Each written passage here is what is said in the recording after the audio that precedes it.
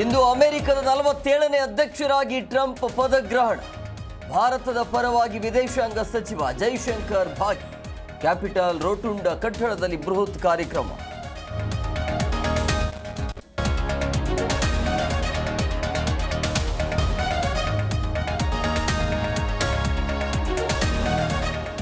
ಕಾಂಗ್ರೆಸ್ನಲ್ಲಿ ನಿಲ್ಲದ ಸಿದ್ದು ಡಿಕೆ ಬಣ ಬಡಿದಾಟ.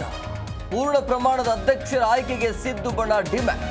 ಸತೀಶ್ ಜಾರಕಿಹೊಳಿಯಿಂದ ತೀವ್ರ ಕಸರತ್ತು.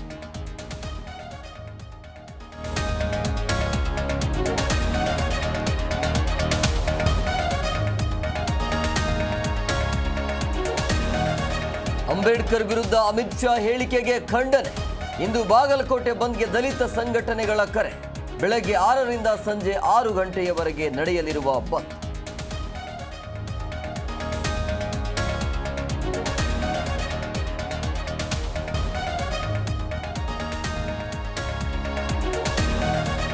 ಅಮಾಯಕರ ಮೇಲೆ ಬಸವರಾಜ ದಡೇಸಗೂರು ಧಮಕಿ. ರಸ್ತೆಯಲ್ಲೇ ಚಪ್ಪಲಿ ಹಿಡಿದು ಅವಾಚ್ಯ ಶಬ್ದಗಳಿಂದ ನಿಂದನೆ. ಕನಕಗಿರಿ ಮಾಜಿ ಶಾಸಕನ ವಿಡಿಯೋ ಸಖತ್ ವೈರಲ್.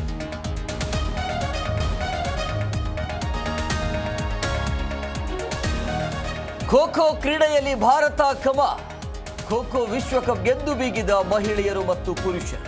ನೇಪಾಳ ಮಣಿಸಿ ಜಯಭೇರಿ.